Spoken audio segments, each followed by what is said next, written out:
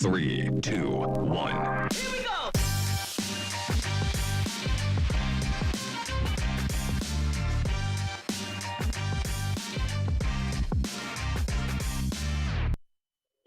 Mad Gains Live. Happy Freight Friday. We made it. Yay.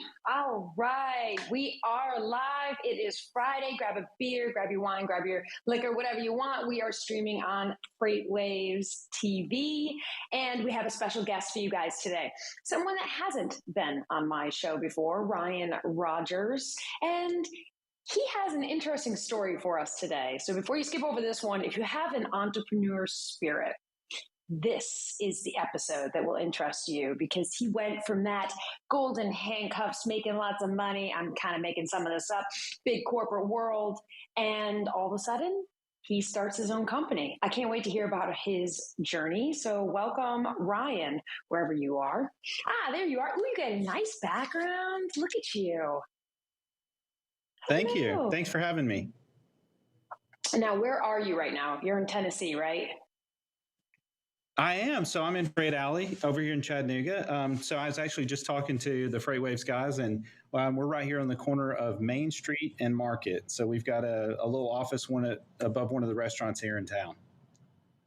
Oh, I didn't know that. Oh man, I wish I had. I would have driven to Tennessee to check it out and be there with you in person. All right. So tell me, how did you feel when you first quit that nice cush job? You had this great job at a big company, big C-level position. You probably had a corner office with windows and you could see the light.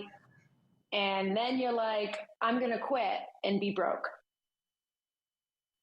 Yeah, it was a very interesting transition. So it's funny because it's not my first really entrepreneurship type role. So I've done a few things in the past, but never really like fully took the plunge. So it is a little bit nerve-wracking. I'm 45 years old, so it's a little bit different than doing it at 25. Got family, kids, school, college coming up and all those kind of things. But I just really felt like it was the time, the opportunity presented itself.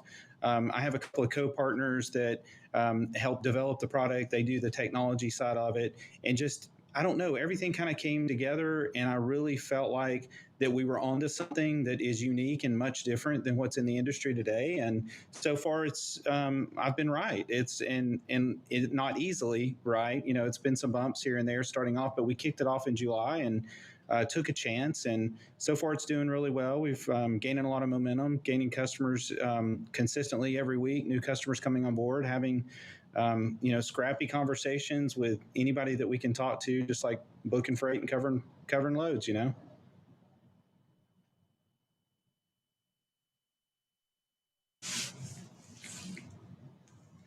I think I lost your audio, Cassandra. I don't know if we got a technical difficulty or if you're on mute, so I apologize. Is that me? Is it mine? All right. Right. Oh my God. And you know what? Everyone who's watching right now, they're going to be like, yeah, Cassandra always has a tech problem. It's like common with me. So tell me, how was it taking that risk? What were your first steps? And then how did you come up with this idea? So the coming up with the idea has really been a combination of time between the brokerage time that I spent from US Express to Amazon, and then most recently with Covenant, and getting exposed to more of the tech over the past several years. And it just really came up kind of like some things do, just random. I was sitting around the room talking to a handful of people, and we were thinking, hey, the apps are really nice. There's a lot of great tools out there, like, for example, Project 44 that's gaining ground and doing well. But we were seeing some complications and resistance from a certain amount of drivers that did not want to be tracked constantly. So we said, okay, can we do this in a more simplified, easy method? And we put some pieces together and we built something that honestly looked terrible, but it worked. It was kind of that initial proof of concept. And then we started tweaking it and building a workflow for logistics-based needs. And it just kind of came together. And then it was at that point that was like, hey, I really do think this will work. I tested it with a couple of colleagues and said, hey, what do you think about it? And they really liked it and gave us kind of a thumbs up. And I said, okay, I'm going to go for it. I'm just going to go all in. I've been looking for something to scratch the itch and get into the entrepreneur side of the business and start something up. And it's definitely risky. I mean, when you put your name on something, it's your reputation, it's your pride, and then going all in. We're a bootstrap business. We haven't taken any equity. I funded the business, and we've started, gradually building each month. And it's very scary. I mean, it's kind of like, hey, what I think is cool is somebody else going to like this, and are they going to value it? And it takes time because we have developed a little bit of a niche in the gap between the what the apps are doing today from a tracking and visibility and communication to the telephone. So we're really approaching it as a complementary product to other tracking devices. We're not trying to encourage people to replace what they have today. It's an add-on feature. It complements it, and it's really trying to digitize the phone call is really what we're focused on. Oh, interesting. So start back at the basics. Tell us, like, what do you tell somebody who's not even fluent in visibility, not even in the industry, when they ask you what you do, like your neighbor or something, or maybe even a shipper? Yeah. So the coolest thing ever is I'm going to tell you this, we got extremely lucky to come up with text locate. It's you can't find .com names very well right now, and so the good thing is we were able to kind of put the combination of text and location so that it's an easy conversation when you're explaining the company and the name. We use text-based messaging platforms to do location updates with third-party carriers' drivers. So it's very simple from a logistics perspective. People pick up on it and they're like, we love this. This is amazing. Like, for example, I get, I don't know, 100 texts to one phone call in a day. So people really resonate with the simplicity and the easiness of it. So what we're doing is we're trying to be the communication layer for the logistics industry that's all via simple text based. So we do for example, you go into our platform. We also have an API that connects to can connect to your TMS system. But on that platform, all you have to do is key in the driver's phone number. We use the load number as the primary identifier. If you have any communication, it'll really reference to that. And then you put in the driver's first name, last name. If you just got first name, that's fine. Click a button. It sends out a text message with a link. The driver can easily, when it's convenient and safe for them, they can click that link and it pulls it right back to our system, gets their lat long, and it's that simple. And then we also have a two-way chat ability, so you can actually engage with the driver there if there was something came up, changing the freight, whatever it may be, a delivery time or a location, asking for arrival, departure information. Just a simple, easy way to communicate like you and I do via text message to each other. Everyone I know uses P44 for visibility, and they love P44. I love Jet. I love that company. What is, like, are you a competitor of P44 or are you complementary to it? Yeah, it's been phenomenal. Watch what Jet's built, and Jet has built a fantastic product. And no, we're not a competitor at all. Actually, when I'm on the phone and talking to people, that's the biggest thing we stress. Hey, we want you to use P44 to its maximum capacity. And then again, we're on the phone call side of it. So we just are trying to fill in the gap between if there is a driver that's having trouble using the app, or they choose to turn off location services, or you need to communicate via two-way chat, you can easily text that to a driver. So we're complementary product that adds on to fill a gap. Oh my God, that is so clever. You've just squeezed your product right in between the little holes of, that is so interesting. Okay, so let's back up for the people who are entrepreneurs, right? And they're very excited to see that you took the leap and you started your own company. But you said in the beginning of this podcast, this isn't your first time. What was your first company that you started? So probably the first one that I've done some passive things. I've had ownership in car washes when I was younger. I would say that probably the first, I think about it more professional now, but when you asked me the first, back in the day, probably one of the first things I ever did as a kid, probably not a kid, in high school, is I sold pedaled car wax, like when it was a different kind of time in the world. And I sold this, it was called Ibby's Car Wax. It was like this hot thing, kind of like as seen on TV. And so I did that, and then sold random different kind of like car audio parts and different things. And then when I was in college, I had a small business as well that I had set up that was in that automotive part stuff, because my dad was from the automotive background and had his own business in the van conversion business back when you couldn't get SUVs that are all decked out. He developed these high roof raised vans that were all customized and stuff. And then from there, when I was at US Express, I really got more on the investing side of just diversifying into property management. But when I left US Express, I had gotten my trucker handle at the time. The guys were giving me a hard time at work. And because I grade so early, they were calling me Silver Fox. So I kind of put a little prop back here. I got the wrong side there in the back. And I was like, I'm not going to let these guys make fun of me. I've got to like own this. So I took it and put it on the car. And then I ended up with designing a logo. A friend put this together. And then when I left US Express, we started talking about shirts. So I actually have one of my shirts on, Silver Fox. And so our website, silverfox.style. And I built an e-commerce platform before I went to work for Amazon. And it's kind of like getting a second or third MBA of just learning how businesses work. It's now very much a hobby / hustle. I do it all out of the garage. So I've kind of always had the itch, but I did that in between while I was at Covenant and things like that. This is the first, I guess, in my professional career where I just really immersed myself in.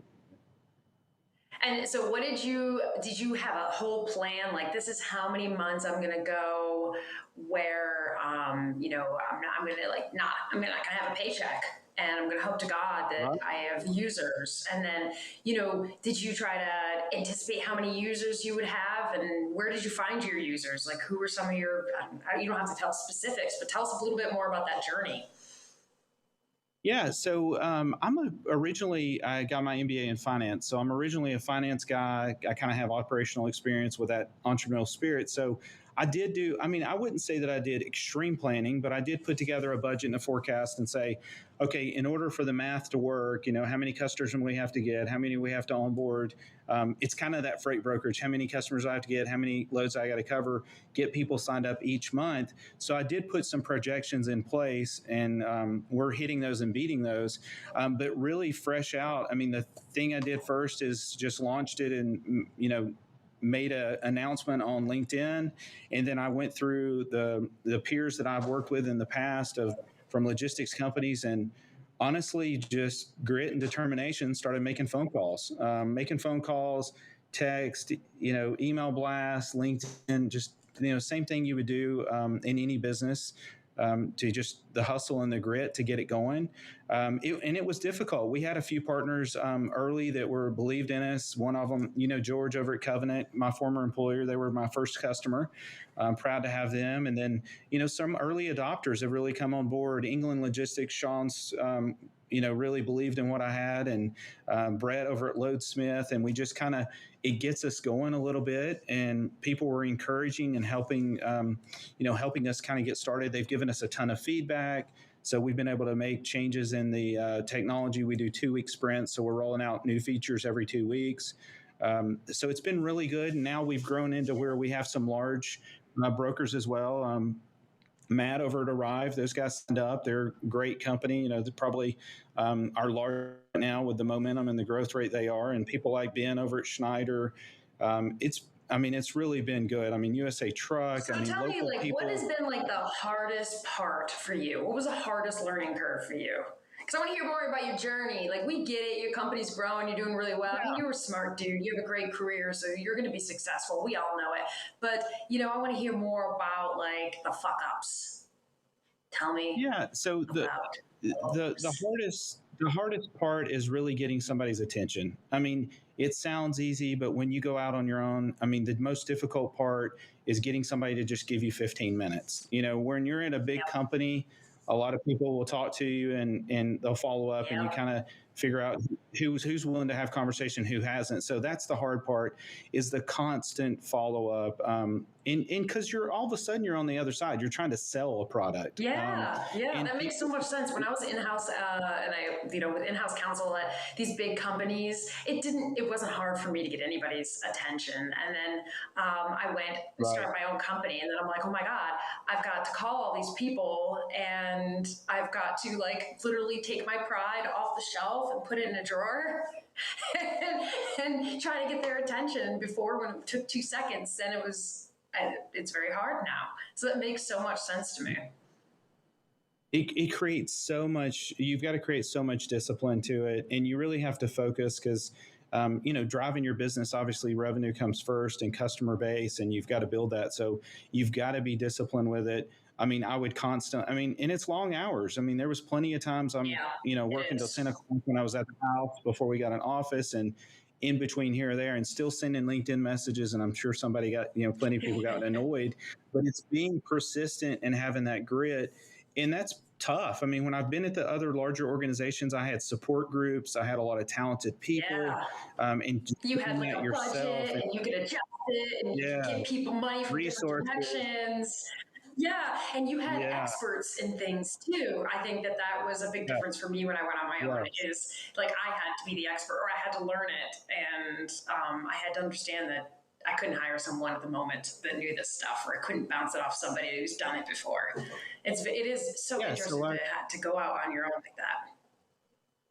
well, and you have to do everything. I mean, I've got to check the mail. I've got to, Yes, the little bit show up. You're doing the emails, you're doing the financing, you're paying the bills, you're doing everything, you're yes. calling customers. So that takes it takes a lot to do that. But once you kind of get over that hump, when I first hired my first employee, the one thing I did, I feel like a little bit different than companies. My first employee was not a business development rep. It was actually a customer Mm-hmm. experience person because I knew how hard I worked and the faith that people put in me with my business. I was like, I've got to retain the customers. I can't afford to lose a Oh my God, customer. good So point. I was Because the like, first thing I you like want build to edge toward is getting somebody who's going to bring in revenue. Like you're like, all right, right. screw these users will be just fine. They'll figure it out. Like I need somebody who's going to keep bringing in Yeah. revenue and users because I need to pay my bills. But that's interesting. You decided your first hire is going to be somebody who's going to build that experience. That's risky. It was, and I just felt like I can keep working on business development, but what I need is not a hiccup with a customer because we have developed a different Yeah. style. Like, for example, we don't have any contracts. We're totally month to month. We don't charge transactionally. We've built out packages depending on the size company you are.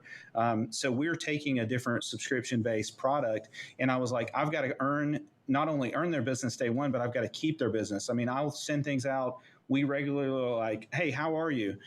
What's going on? And at our price point, most people aren't doing that. But it's, when you build it and it's your own, you're just like, I got to keep those customers. I got to keep them Yeah, it's your engaged. baby. I'm Yeah. You're like, I work so hard to get them in the door. I want them to be happy and love it. And then tell everybody else how much Yes, they love the product too. That is so absolutely. interesting. So what does your family think about this venture? What has been some of their big adjustments? I think it's been really a lot of fun with my kids. Some when I first started this, they were kind of like, "What's your job? Hey, are you making any money?" They're at the age that they understand that they're at 18 and 15, and my daughter's like, "Okay, you got to hustle." And it was funny. She was like giving me some pep talks about it and stuff, and I was like, "Well, if you really want to hustle, you can come in here and try to sell too after school." But Yeah, you're I like, hadn't had her. I I'm hadn't taken her fine, up on that. Yeah, my son's been with me on some FreightWaves interviews and helped me with some things like that, but they've been very supportive. I think they've seen that entrepreneurial spirit, and I think it's great to show them, hey, you can take a chance, even in the middle of my career, call it at 45. I mean, you can still take a chance and go for it. And I hope that resonates with them. My wife, she was just thrilled to get me out of the house. I was invading her corporate headquarters. She's like, She oh, decided to go back to good. school for another degree, and she was just glad that I wasn't in the office like loud and on the phone and all this kind of stuff. So Mhm. but they've been very supportive. It's been really Do good to you see. think that your product is too narrow? Or do you think you've perfectly positioned it so that you can expand and do other things? Or are you going to be extremely good at this one thing? Like, how do you decide the direction that you're going to take this company? Well, we early on, what we're trying to be, if you said, "Hey, what's your mission statement?" It's to be the communication level. We want to enable communication quality via text message for the logistics industry. So we are trying to focus We're trying to be very narrow. But there's a huge market for that. I think right now freight brokerage, given my background and connections and understanding of the industry, that's where we're focused right now. But we've expanded out. Like, for example, we started with location services. Now we're doing two-way chat. That can be to a driver, or customers can now start using the two-way chat to engage with their customers from a solicitation, because people respond to text messages so much quicker. Most text messages are read within 3 seconds, and most are Oh, responded. Like Jesus. 90% How's it not get a driving? Good response. God. No, we definitely, that's the one thing we do. We have a disclaimer built into our text that you can actually put in. Huh. I've got don't text and drive. We do things, we Yeah, use words like stupid. safely. Right. We definitely don't want that, but the flexibility is there because so many people respond quicker, so they can engage via Yeah, customers. In the future, we want to be able to work with shippers to do things like delivering, the OD pairs out to be able to drivers and information like that. So anything that is driving communication, I've kind of called it the superpower for visibility, and we use words like visibility simplified. And that visibility is not just location, but also communication. So, but we want to focus on that. We don't want to become a TMS. We think there's some great TMS out there that's being built and There's too developed many as it is. today. Saturated. Yeah, and we want to plug in. We want to be unique. We want to be good at what we do, and we want to focus there. Yeah. So, okay, we have like 5 minutes left. I really want to talk about this because this is kind of where you have been focusing your business on, which is the drivers. What does that, whenever I talk to somebody outside our industry and they're like, oh, well, just don't you know the location of the trucks? And I'm like, for full truckload? No, we've got to convince, these drivers to give people visibility, and it baffles people. So what is that looking like? You've got your thumb on the pulse with that. Are drivers still giving everybody a hard time about visibility, and why? They are. It's still a challenge in that market. For example, we're complementary. I don't think that. I think it's going to take a long time before drivers have the comfort to fully allow somebody to track them constantly. And I think it's population, and I also think it's age. So in demand, like for example, my kids are on Life 360. I did that when my daughter turned 16, just for driving, and I don't look at it that much, but if I need, is she on the way home? So I think her generation and my son's generation at that age, I don't think that they're going to mind it. They're going to be used to it, used to the tracking. But right now, drivers feel like that they're doing a good job and they're very professional, and they think giving location updates is important, but they don't want to be constantly tracked because they say, okay, you've given me this task to go from, let's say, Chattanooga to Dallas. I'm going to do my job, do it quality. I'll give you updates if there's anything happens. My truck breaks down, I have an issue, things like that. But I'm going to do my job. So that's where we feel like we fit a little bit different, is filling in those gaps for those people that don't adopt. I fully think that the apps will continue to grow as customers, like drivers, are more comfortable with it. But I think there's always that gap in the market where it lags, that they still don't feel comfortable with it. And they feel more comfortable with text. Like, for example, we talk about one-time location because we understand they don't want to be tracked constantly. So we let them know that our tracking is your consent. So I'm asking you, so I would send a text to you and say, hey, what's your current location? You have to respond back. So they like that and like to be empowered. But I think it grows with time, just like most technology tools, that they'll feel more comfortable. And most of the time, like when you look at check calls and brokerage and stuff, 99 out of 100 times you call a driver, they're very responsive. They'll say, hey, here's my current location. They're not being, making it complicated or being, making it hard or difficult or anything like that. And then you have a few that will, depending on situations and things. But what I think works a little bit better is, versus a phone call, you got to get somebody to answer now. If you send over a text, then they can respond at their appropriate, safe and appropriate time for them, just kind of like you and I. But I do think that will continue to improve. And I think that drivers in general just want to do a great job. They work hard, but they don't want to necessarily be. You're so positive. I love you've got the corporate thing down. One day I am going to crack you though. I've got to get like alcohol in you. I should have driven to Chattanooga, so I'd have been right there and like fed you alcohol so that we could break you out of that corporate mold and get you Get the real Ryan, because then you'd be like, some of these assholes don't want to see the visibility because they're taking off on a freight, for God's sake. And we'd hear you go ranting and raving, and it'd be wonderful. But maybe next time. And then we'd tell Craig Fuller how great your hair is and make him jealous. Oh God. Yeah. That's my dream show. Yeah, and here's what it is. What I feel like 95% of the population, most any business and any network or any kind of employees you're working with are great. But there are the few exceptions. I mean, I've been in there when drivers have held. Ryan, come on, it's free. It's like 60% of the people you work with are great. If you're lucky. Yeah. Come on now. You can't say that because you got all your old former coworkers watching you and they're all excited. So you can't say it, but come on now. It's like 60 or whatnot. All right, I'm going to wrap this up because we are heading into the weekend and I'm so excited that you came on. I'm very grateful because it is interesting to hear your story and I can't wait to see where your product and your company goes. So keep us in the loop. Everybody check out his website, and that's it for us and Mad Gains. Thank you, Ryan. Appreciate it. Thank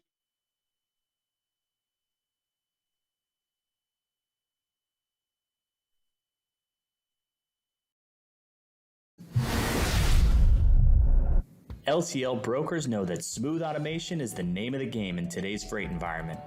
That's why Tai TMS has a team of innovators creating direct integrations to LTL carriers.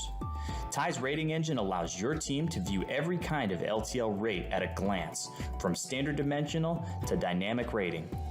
From there, Tai Automation moves your shipment all the way to delivery while automatically sending status updates to you and your clients.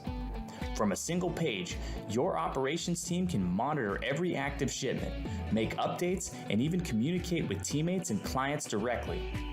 If there's any problem on the carrier side, Tai alerts you right away, keeping your team focused on the tasks that matter. Tai TMS, empowering LTL brokers with best-in-class automation.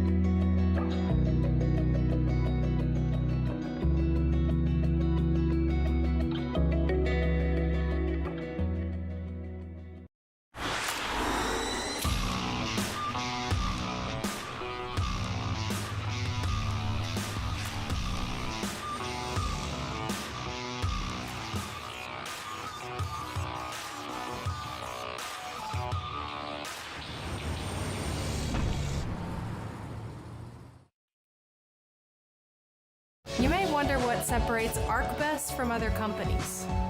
It's not just what we deliver. It's what do we build along the way. We build relationships where the focus is always the customer. Together, we can build a partnership that makes it easy for you to do your job. Welcome. Welcome. Welcome to ArcBest.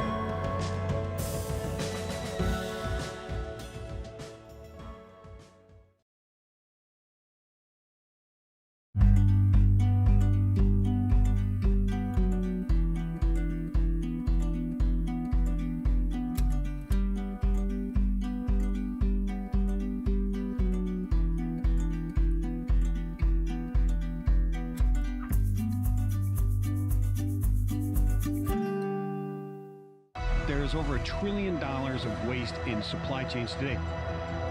The net zero carbon emission is something that corporates are taking very seriously. To meet these objectives, they're going to have to take into consideration CO2 emissions. Hi, and welcome to Net Zero Carbon. I'm Tyler Cole, your host, and this is the show at FreightWaves where we discuss all things insights around sustainability in freight and logistics. And today I'm joined by Aaron Terrazas of Convoy. Aaron, how you doing? Hey, Tyler. It's good to be with you. Glad you're here. We're excited you dropped by. We're going to explore empty miles, EVs, Convoy's impact, and all things around how we're reducing emissions. But first, why don't we kick it off with a brief intro? Tell us a little bit about your role at Convoy and what you focus on. Sure. No, I'm happy to. So my title is I'm Director of Economic Research at Convoy. I've been at Convoy just coming up on 3 years. Formally, my training's in empirical macro. That's where I spent my career focusing.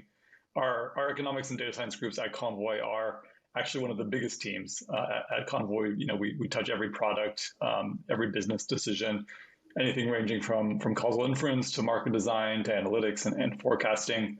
And I think the reality is all of us, you know, regardless of what we focus on in our day-to-day, sustainability is part of it. Reducing the carbon footprint of freight is threaded through everything we do across product, across engineering, and across data science.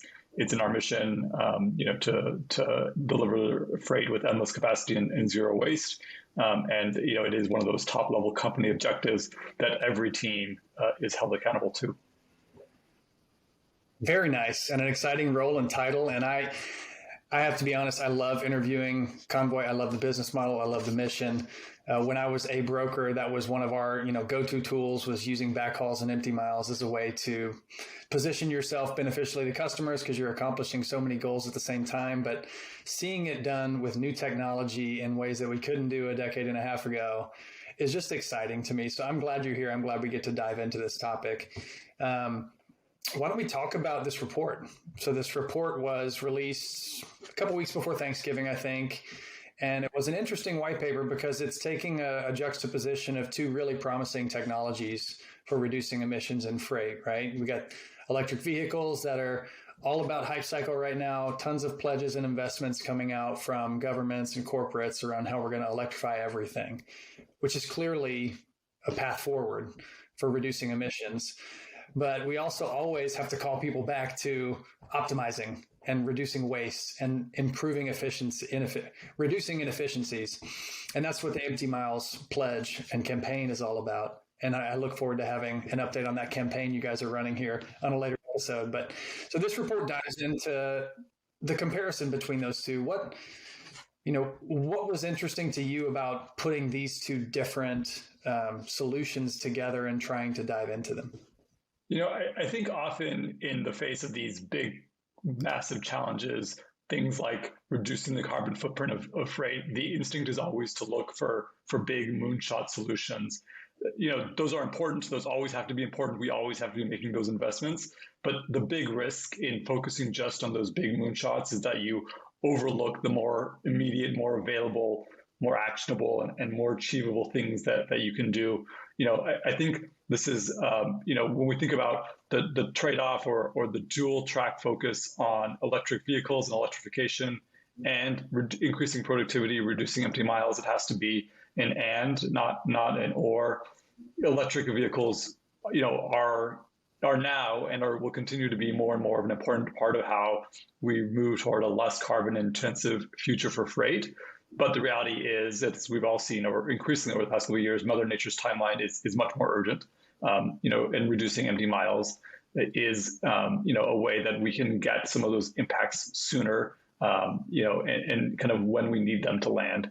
So what the research paper did and the analysis did is it looked out over the next 20 to 30 years. What is the impact of increased route optimization and effectively reducing empty miles in the industry to a reasonable threshold?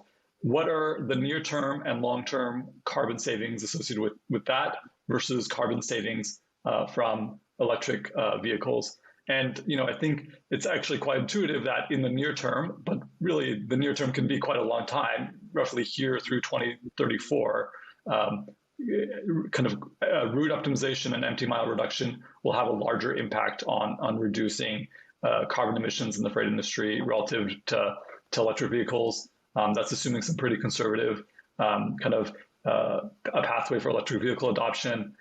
That said, in the longer term, beyond the mid 2030s, electric vehicles are the biggest factor, but the 2030s are a long time away.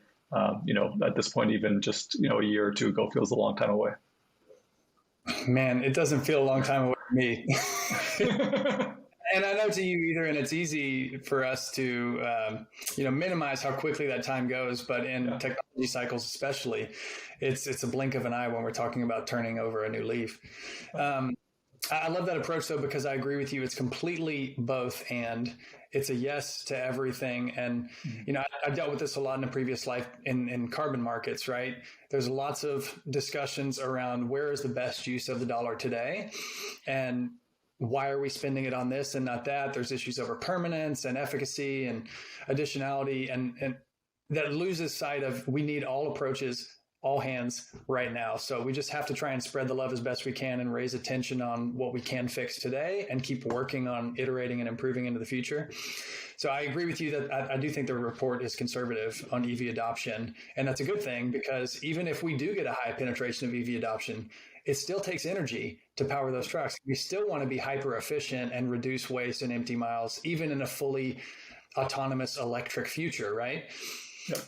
I think it's important that we recognize the environmental aspects and impacts from that, but maybe talk a little bit about what you guys found in the report of the economic impact from reducing those empty miles sooner rather than later.